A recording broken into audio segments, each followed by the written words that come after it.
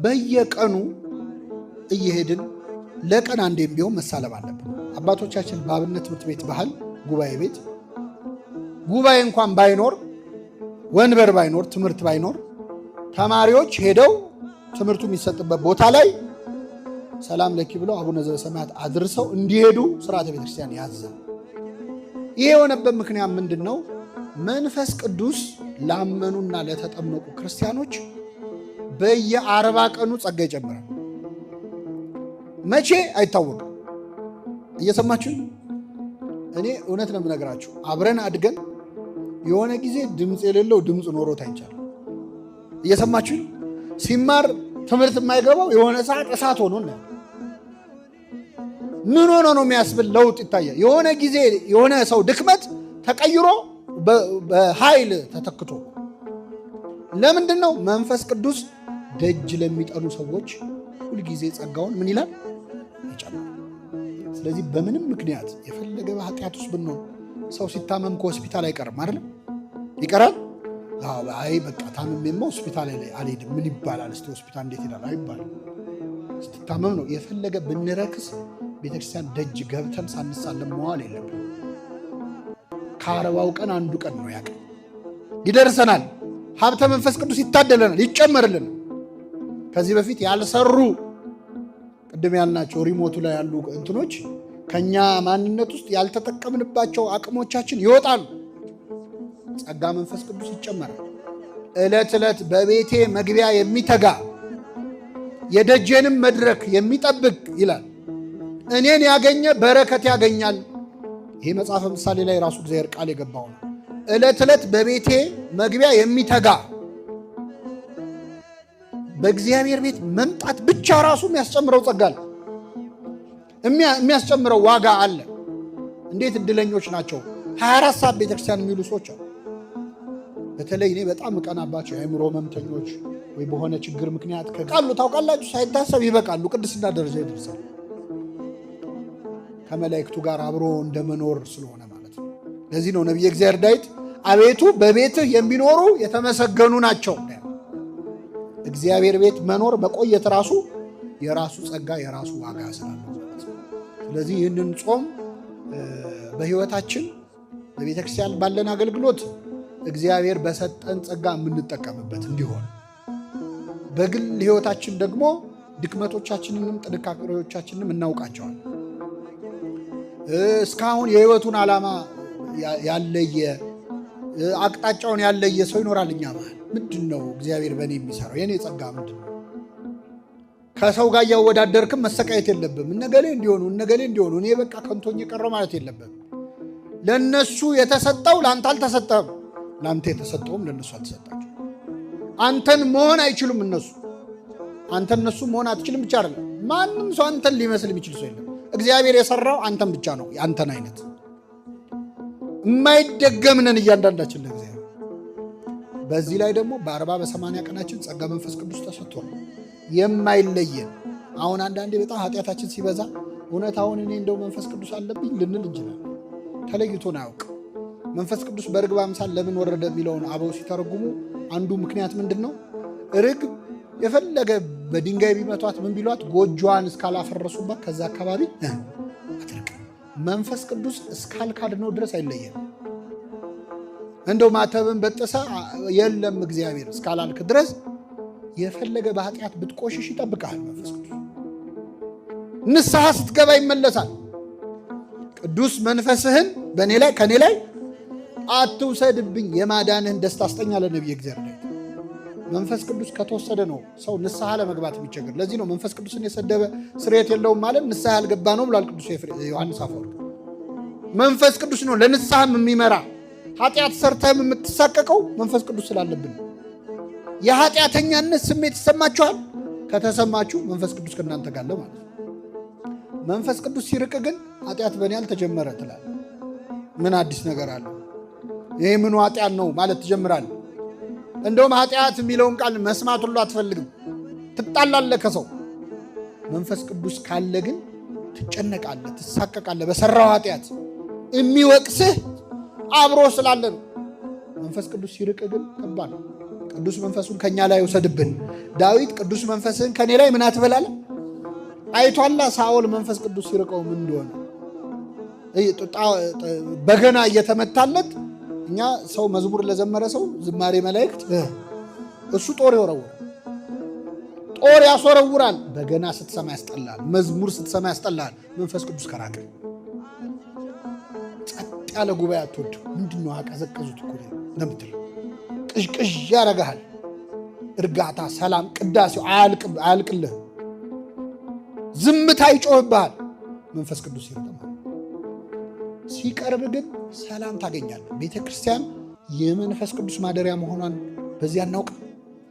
ምንም ባታረጉ ቤተ ክርስቲያን ሄዳችሁ ቁጭ ስትሉ ሰላም አታገኙ። ምንም ሳትል እኮ ድምፅ ሳታሰማ ሰላም የምትሰጥ ቤተ ክርስቲያን። ንፋሱ ነው ወይ ዛፉ ነው? የትኛው ዛፍ? በተለይ የአዲስ አበባ ቤተ ክርስቲያን መንፈስ ቅዱስ ነው። ጸጥ ሲያደርግ ይታወቃል። ቅዳሴው ላይ ያለውን ሰላም የት ታገኘዋል? ገብቶት አይደለም። አብዛኛው ሰው የሚያስቀድሰው ግዕዙን አውቆት አይደለም፣ ግን ነፍሱ ሰላም ታገኛለች። እረፍት፣ ሰላም ያገኛል። ለምን? መንፈስ እግዚአብሔር ስላለ። ስለዚህ ቅዱስ መንፈሱን ከኛ አያርቅብን። ይህንን ጾም ሐዋርያት ጸጋቸውን ለማስጨመር ለመጠቀም እንደጾሙ እኛ ባለን ጸጋ ለነፍሳችን ድህነት ብንበቃ አድርገን የሰማነውን በልቡናችን ያሳብን ይላል። አንዳንድ ሰው የሆነ መተት ምናምን ተደርጎ መተቱ አስራት አለማውጣት። ሌላ አንድ ስማቸውን የማልጠቅሰው አባት አንዲት ልጅ ምን ብላ ታማክራቸዋለች? ደሞዜ 6,000 ብር ነው እና በቃ የቤት ኪራይ ከፍዬ፣ እየሰማችሁ ነው፣ የቤት ኪራይ ከፍዬ ለቤተሰብ ልኬ ለትራንስፖርት ለምን አስቤዛ አድርጌ ምንም አይበቃኝም እና መተት ሳይደረግብኝ አይቀርም አለች። ስንት ነው ደሞዝ? 6,000። አይ ደሞዝሽ ነው መተቱ አሏት። ችግር ያለው እንደውም አበርክቶልሻል አሏት። እና ለምንድን ነው ያነሳሁት? አንዳንዴ አልበረከተልኝም ምናምን እንዲህ ተደርጎብኝ ነው ምናምን እያልክ ከምትጨናነቅ አስራት አውጣና ይኸው ስጡኝና ፈትኑኝ የሰማይን መስኮት ካልከፈትኩ ብሏል። ነቀዝ እንዳይበላው አደርጋለሁ ይላል። ነቀዝ ማለት በእኛ ኮንቴክስት ምንድን ነው? ሰርተህ በበሽታ በጤና በሕክምና አታጠፋውም ገንዘቡን ማለት ነው። እግዚአብሔር ገንዘብ አይሰጥም፣ ግን ኪስ ውስጥ ያለው ትንሽ ገንዘብ ብዙ የመግዛት አቅም እንዲኖረው ማድረግ ይችላል አይችልም? እስራኤልን 40 ዓመት እኮ መንገድ ሲመራቸው ለ40 ዓመት የሚሆን ጫማና ልብስ እኮ መጀመሪያ አላደላቸው። ጫማቸው አላለቀም፣ ልብሳቸው አላለቀም። 40 ዓመት እንዲቆይ አድርጎታል ያን ልብስ ያንን ጫማ ማለት። ስለዚህ እግዚአብሔር ያለችህን ትንሽ ብር ራሱ እድሜዋን መጨመር ይችላል ከባረከው ማለት። ይህም በረከት የፈለገ ሰው አስራት ማውጣት አለበት። ሁለተኛው አስራት መክፈል ያለብን ለማን ነው? አንዳንድ ሰው የገጠር አብያተ ክርስቲያናት እየተቸገሩ ወደ ገጠሩ ብንልክ የከተማ አብያተ ክርስቲያናት ባለሀብቶች ናቸው ወይም ገንዘብ አላቸው ይላል ሐዋርያው ቅዱስ ጳውሎስ የተናገረው ቃል። ይህንን በአንድ ይዘጋዋል።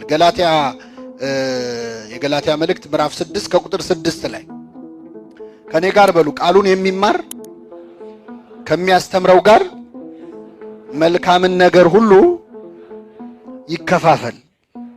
ቃሉን ምን የሚል የሚማር ከማጋ ከሚያስተምረው ጋር መልካምን ነገር ይከፋፈል ማለት አንድ ሰው አንድ ቃሉን የሚማር ክርስቲያን ከሚያስተምረው ጋር መከፋፈል አለበት መልካም ነገር።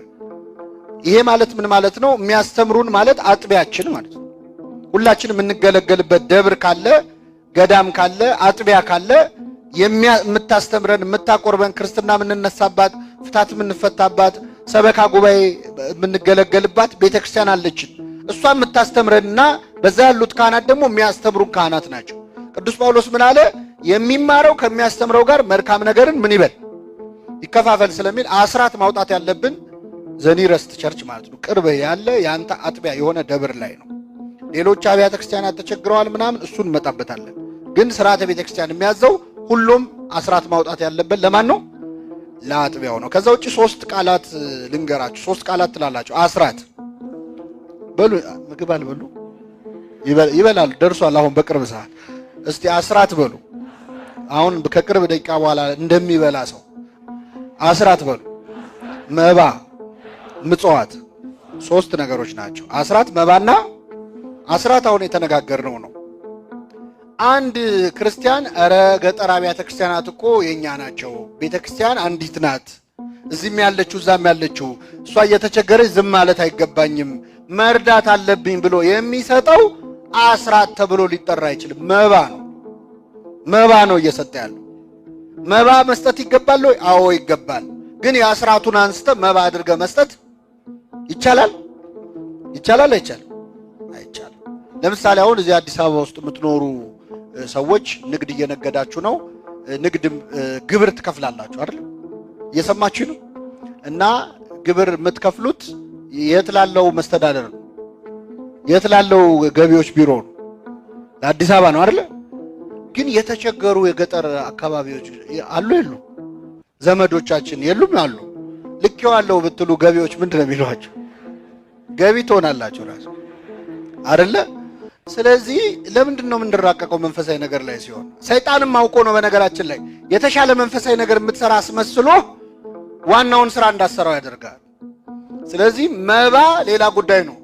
አስራትን ትተ መባ ሰጣለሁ ብትል በጣም ስህተት ነው። አስራት የራሱ የእግዚአብሔር ገንዘብ ነው።